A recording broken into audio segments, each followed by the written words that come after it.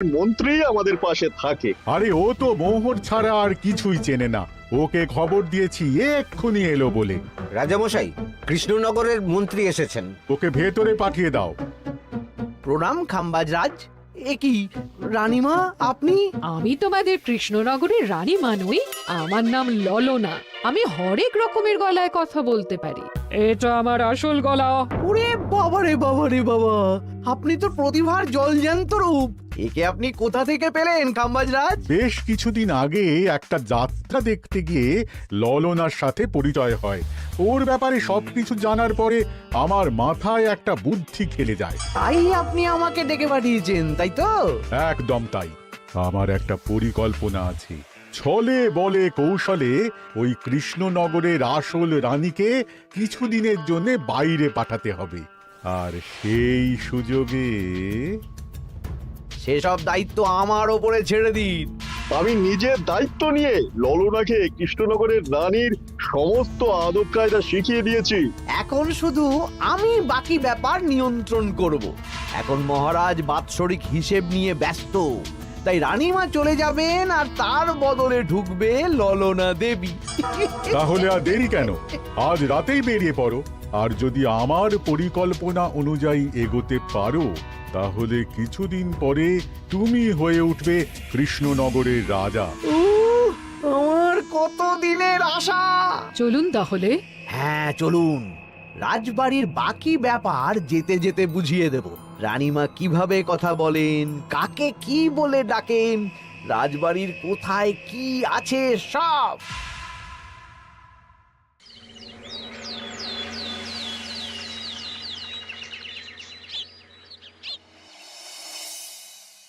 কি গো গিন্নি, জ্বরটা নেমেছে? এই জ্বরটা কমেছে, কিন্তু শরীরটা খুব দুর্বল গো।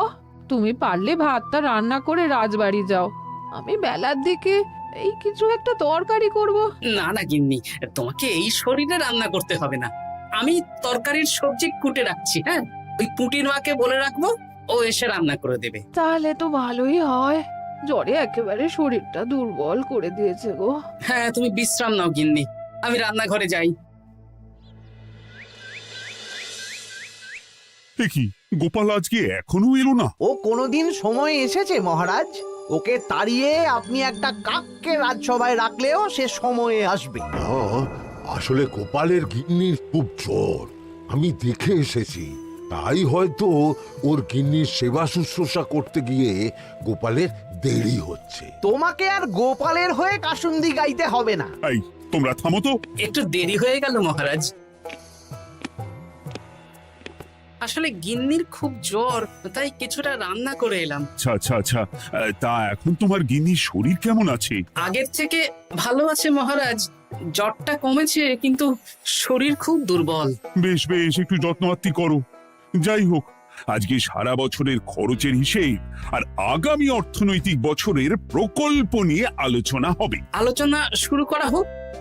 বিগত অর্থনৈতিক বছরে বিভিন্ন খাতে মোট খরচ হয়েছে 15,700 মোহর, আর বিভিন্ন কর বাবদ উপার্জন হয়েছে 22,000 মোহর। তাহলে তো মহারাজ ভালোই লাভ হয়েছে। এবার আমাদের দিকে একটু নয়ন মেলে তাকালেই হয়। সেসব তো দেখবই, কিন্তু তার আগে আমি মন্ত্রীর সাথে বিগত বছরের সব খরচ নিয়ে হিসেবে বসবো। হ্যাঁ, বেশিরভাগ দায়িত্ব তো মন্ত্রী মশাইয়ের কাঁধেই থাকে, তাই উনি কোনো হিসেবে জল দিয়েছেন কিনা সেটাও পরখ করে নেওয়া যাবে। এত কাজের চাপ যাচ্ছে কদিন, শান্তিতে ঘুমোতেও পারছি না। মন্ত্রী, তুমি আজ বিকেলে রাজবাড়িতে চলে এসো। বিগত অর্থনৈতিক বছরের হিসেবগুলো একবার দুজনে বসে মিলিয়ে নেব। আচ্ছা মহারাজ, যা করার তাড়াতাড়ি করে নিতে হবে। এখন দেরি করলেই এই বছরের প্রকল্পগুলো শুরু করতে দেরি হয়ে যাবে। মহারাজের জয় হোক। বলো প্রহরী, তুমি কি কিছু বলবে? মহারাজ, একজন কালো চাদর মুড়ি দেওয়ার লোক এলেন আর আমার হাতে এই চিঠিটা ধরিয়ে দিয়ে চলে গেলেন। এই গরমে চাদর মুড়ি? অদ্ভুত লোকটা। কি রে বাবা? সর্বনাশ! কি হলো? তোমাদের রানীমার জ্যাঠামশাই খুব অসুস্থ, তাই পরিবারের সবার সাথে দেখা করতে চান। ও মা গো! আজ সভা এখানেই শেষ। এইবার শুরু হবে আসল খেলা। কি বলছেন মহারাজ? হ্যাঁ রানী, আমাকে এক্ষুনি জ্যাঠামশাইয়ের কাছে যাওয়ার বন্দোবস্ত করে দিন মহারাজ। কিন্তু রানী, তোমার জ্যাঠামশাইয়ের বাড়ি কৃষ্ণনগর থেকে ঘোড়ার গাড়িতে গেলেও তো 1.5 দিন সময় লেগে যাবে। এদিকে আমার এত কাজের চাপ। আপনি বরং কয়েকদিন পরে আসুন, আমাকে এক্ষুনি যেতে হবে মহারাজ। বেশ বেশ, আমি তোমার যাওয়ার ব্যবস্থা করছি। সাবধানে যেও রানী, আমি 2-3 দিনের মধ্যেই আসছি।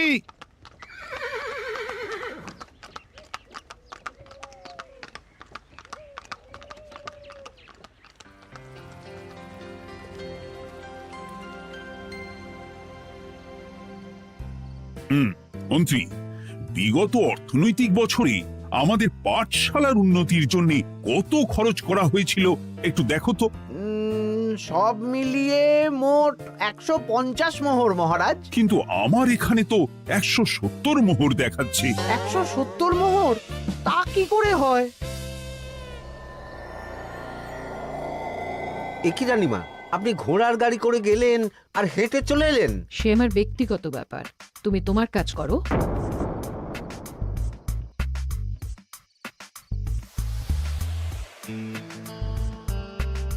এ কি রানী, তুমি চলে এলে? আমার শরীরটা খুব একটা ভালো লাগছে না মহারাজ, পেটটা কামড়াচ্ছে। তাই সহিসকে বললাম ঘোড়ার গাড়ি নিয়ে জ্যাঠামশাইকে দেখে আসতে, আর আমি বাড়ি চলে এলাম। ও, সহিস এসে খবর দেবে, তারপর আমি আর আপনি দুজনে একসাথে যাব। বেশ বেশ, ঠিক আছে রানী, তুমি বিশ্রাম নাও। বিশ্রাম না, আমি একটু স্নান ঘরে যাব, পেটটা কেমন মোচড় দিচ্ছে। মহারাজ কিছুই বুঝতে পারেনি, মজা জমবে।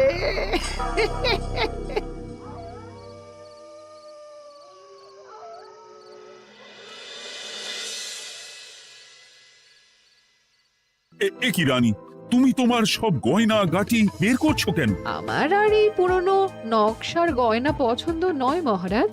ভাবছি কালকে সকালবেলা এই গয়নাগুলো শ্যাকরাকে দিয়ে শহুরে নকশায় নতুন গয়না বানাবো। কিন্তু এগুলো তো তোমার সবই পছন্দের গয়না। কিন্তু মহারাজ, আমি ভেবে দেখলাম এই গয়নাগুলো সবই বড্ড ভারী গয়না।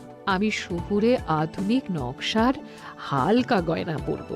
এমনিতে জ্যাঠামশাইয়ের শরীরটা ভালো নেই, মনটাও ভালো নেই, ও, পেটটা কেমন মোচড় দিচ্ছে। আমি আরেকবার স্নান ঘরে যাব।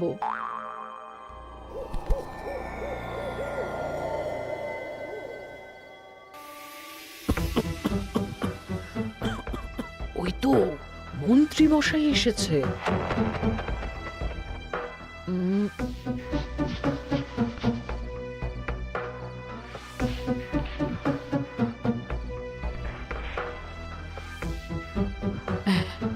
এই রাজ্যে গোপাল আমার শত্রু, কালকে থেকে গোপালকে খাটাবে।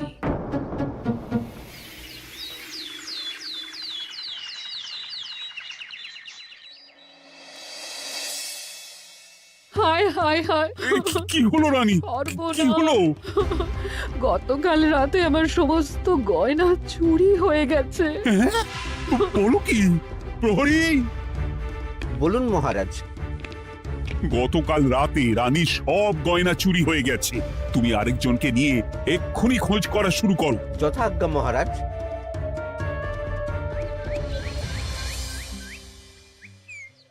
আমার সব গয়না চুরি হয়ে গেল, এবার আমি কি করব? আরে রানী, তুমি কেঁদো না, সেই সকাল থেকে কেঁদেই চলেছো। আমি তো প্রহরীকে খোঁজ করতে পাঠিয়েছি। এই সব প্রহরী কর্মচারী কাউকে বিশ্বাস হয় না আমার। আজ থেকে সবাইকে ছুটি দিয়ে দেব। কি বলছো তুমি? সবাইকে ছুটি দিয়ে দিলে রাজবাড়ির কাজ কে করবে? কেন? আমাদের সবচেয়ে বিশ্বাসযোগ্য সভাসদ গোপাল আজ থেকে রাজবাড়ির সব কাজ গোপাল করবে। কি বলছো? আপনি কি বলতে চাইছেন? গোপাল বিশ্বাসযোগ্য না? হ্যাঁ, গোপাল আমার সবচেয়ে প্রিয়। ওর চেয়ে বিশ্বাসযোগ্য আর কেউ নেই। কিন্তু কোনো কিন্তু না, বলবেন আপনার আদেশ। এক্ষুনি গোপালকে ডেকে পাঠান। যেমন তোমার ইচ্ছে। গোপাল, গতকাল রাতে রানী সব গয়না চুরি হয়ে গেছে, তাও আবার ঘরের ভেতর থেকে। আমি চাই তোমার মতো বিশ্বাসযোগ্য লোকই রাজবাড়ির সমস্ত কাজ করুক। মানেটা ঠিক বুঝতে পারলাম না রানীমা। মানে আমি রাজবাড়ির বেশিরভাগ কর্মচারীকে ছুটি দিয়ে দিচ্ছি, তার বদলে রাজবাড়ির কাজ করবে তুমি। কিন্তু কোনো কিন্তু না। রাজসভার ভাড়ামো অনেক হয়েছে, এবার থেকে তোমার কাজ বাসন মাজা, ঘর মোছা, কাপড় কাচা, পুরো রাজবাড়ি ঝাঁট দিয়ে পরিষ্কার করা। এই সেরেছে। যাও, রান্নাঘর থেকে বাসন নিয়ে পুকুর পাড়ে গিয়ে বাসন মাজবে।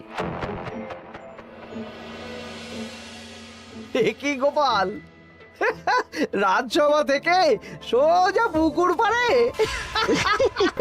এ কি হয়েছে নাকি? হ্যাঁ, খুব হাসি পাচ্ছে না? হাসি তো পাবেই, নতুন রানীমা আসার পরে তোমার এই হাল করে ছেড়ে দিল। নতুন রানীমা? না, আসলে ঘটা বলতে চাইছে রানীমা তোমাকে নতুন চাকরি দিয়ে এই হাল করলো। ও যা হয়েছে ভালো হয়েছে, আমার পেছনে না লেগে নিজের কাজ করুন যান। কোথায় কি বলতে হয় জানিস না নাকি? অভ্যেস নেই তো, তাই মুখ ফসকে বেরিয়ে গেছে।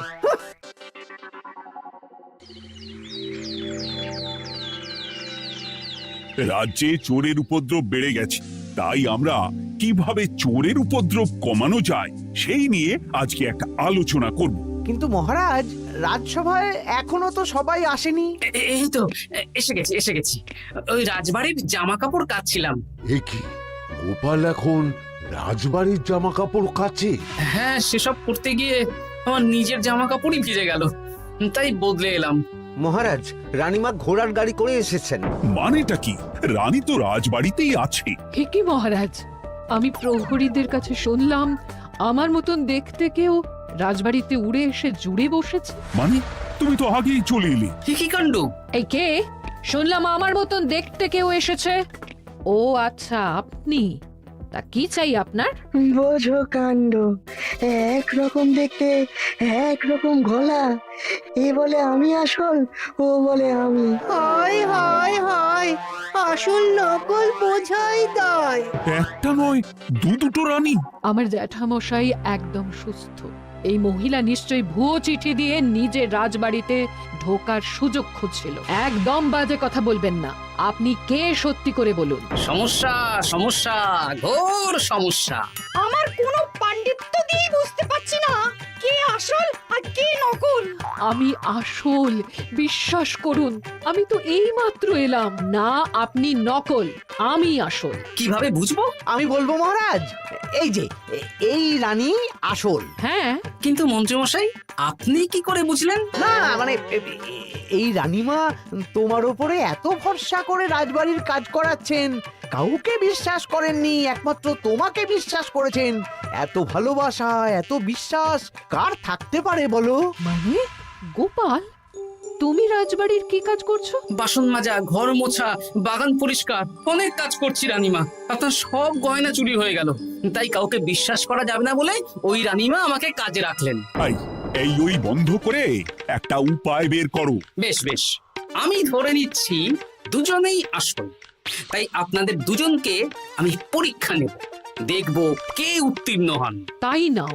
আপনারা দুজনেই তো সেনাপতিকে চেনেন, বলুন তো সেনাপতির আসল নাম কি? সনাতন সেন। আচ্ছা, আপনাদের বাপের বাড়ি কোথায়? বিজয়গড়। দূর দূর, গড়গড় করে সবই বলে দিচ্ছে। এভাবে হবে না, অন্য কোনো উপায় ভাবো। বেশ, সেনাপতি তলোয়ার দাও তো। দিচ্ছি। এই নিন, এই তলোয়ার দিয়ে মহারাজকে মেরে ফেলুন। আপনাদের মধ্যে কে মারতে চান বলুন। এসব তুমি কি বলছো গোপাল? মহারাজ আমার পতি পরমেশ্বর, ওনাকে আমি মারতে পারি? আমি স্বপ্নেও ভাবতে পারিনি গোপাল তুমি এই জঘন্য কাজ আমাকে করতে বলবে। আমি নিজের প্রাণের আহুতি দিতে পারি, কিন্তু মহারাজের গায়ে একটা আঁচড়ও দিতে পারবো না। উফ, খাম্বাজরাজ বেছে বেছে এক ধুরন্ধর নারীকে পাঠিয়েছেন, কোনো জবাব নেই। আমি বুঝতে পারছি না মহারাজ, এনাদের হাবভাব, কথাবার্তা, রূপ সবই একরকম। তবে যিনি ঘোড়ার গাড়ি চেপে এখন ফিরলেন, তিনি আসল হলেও হতে পারেন। আমি আসল, বিশ্বাস করুন। বললেই হলো? আসল হলে প্রমাণ করুন। বেশ, আজকে আর মাথায় কিছু আসছে না, আমি কাল আসবো। ততক্ষণ আপনারা দুজনে রাজবাড়ির দুটো ঘরে থাকুন। কি ছক মারিতে পড়লাম রে বাবা।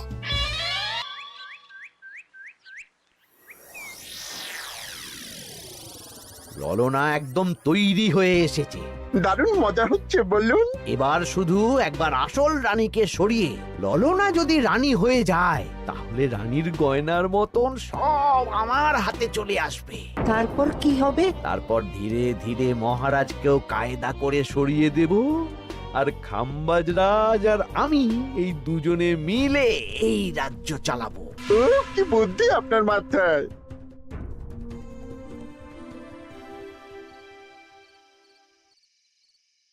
বলছি শোনো না, আমার শাড়িটা একটু ছিঁড়ে গেছে গো। তুমি বাজার থেকে কালকে আমার জন্য একটা শাড়ি নিয়ে আসতে পারবে? হ্যাঁ, আচ্ছা বেশ, নিয়ে আসবো শাড়ি। শাড়ি শাড়ি শাড়ি, এই তো মাথায় বুদ্ধি এসেছে। কাল নয়, আজকেই। গোপাল, তুমি কিছু ভাবতে পারলে? মহারাজ, আপনার দুই রানীকে ডাকুন। আমার তো একটাই রানী। ওই হলো মহারাজ, আসল নকল দুজনকেই ডাকুন। কই গো, একটু বাইরে এসো। বলুন মহারাজ, আপনি যাচ্ছেন? আচ্ছা, আমি দুটো শাড়ি নিয়ে এসেছি, লাল শাড়ি আর নীল শাড়ি। এই দুটোই মন্ত্রপুত শাড়ি, এক সিদ্ধ পুরুষ দিয়েছেন। কে তিনি? না, সেসব এখন বলা যাবে না, তবে এই শাড়ি দুটো একটা একটা করে ওনাদের দিয়ে দিন। এবার আমি এই শাড়ির বিশেষত্ব বলি। হ্যাঁ বলো গোপাল, বলো।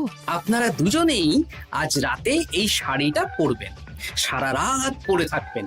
এই শাড়িগুলো 12 হাত মাপের শাড়ি। আগামীকাল সূর্যোদয় হওয়ার পরে যার শাড়ি 4 হাত কমবে সেই হবে আসল রানী। আচ্ছা বেশ, তাহলে তোমরা দুজনেই এই শাড়ি পরে থাক। কাল সকাল সকাল রাজসভা বসবে, তখন তোমাদের শাড়ি গোপালের কাছে জমা দিও। আচ্ছা। আমি যে নকল সেটা বুঝতে দেওয়া যাবে না। কি করে এই শাড়িটা 4 হাত কেটে ফেলে ওই দু ফল কাটার ছড়ি কেটে ফেলো। কালকে আবার মজা হবে।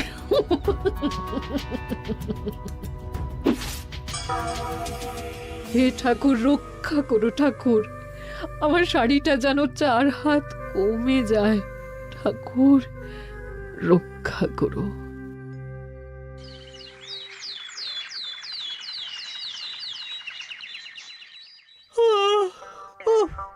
এত সকাল সকাল রাজসভা, দূর, ভালো করে ঘুমটাও হলো না। আমি তো ঘুমোইনি, চিন্তায় ঘুমই আসেনি। কই গো, তোমরা এসো।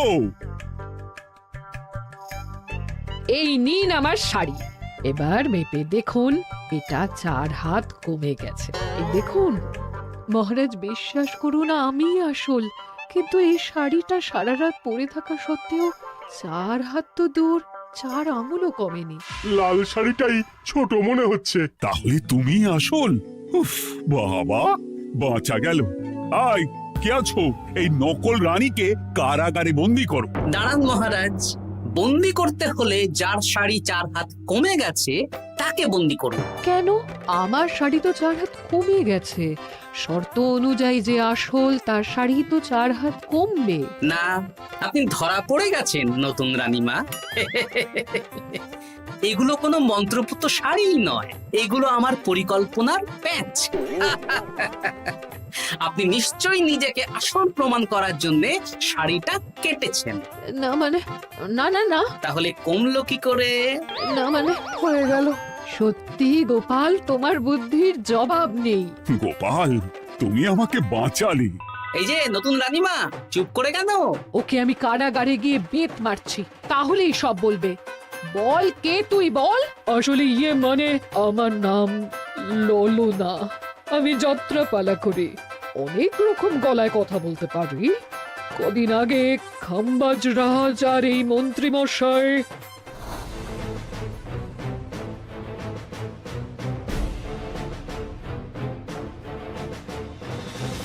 বাহ বাহ বাহ বাহ বাহ, এ তো দেখছি ললনার ছলনা। তার মানে রানীমার গয়না ওগুলো তো সব মন্ত্রীকে দিয়েছি, জানলা দিয়ে কাপড়ে পেঁচিয়ে নামিয়ে দিয়েছি। মন্ত্রী, তোমাকে আমি শুলে চড়াবো।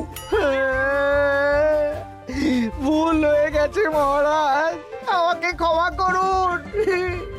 প্রাণে মারবেন না, সব গয়না ফেরত দিয়ে দেবো মহারাজ। তুমি শত্রু রাজ্যের প্ররোচনায় এত বড় ক্ষতি করতে চেয়েছিলে? ক্ষমা করুন মহারাজ, ক্ষমা করুন। সেনাপতি, মন্ত্রীকে 1000 বার বেত্রাঘাত করো। আর এই ললনার কি হবে? আমি অনেক দিন ধরে বাড়িতে একটা কাজ করার লোক খুঁজছি, ওনাকে পাঠিয়ে দিন। আমার গিন্নি শুয়ে বসে থাকবে আর উনি খাটবেন।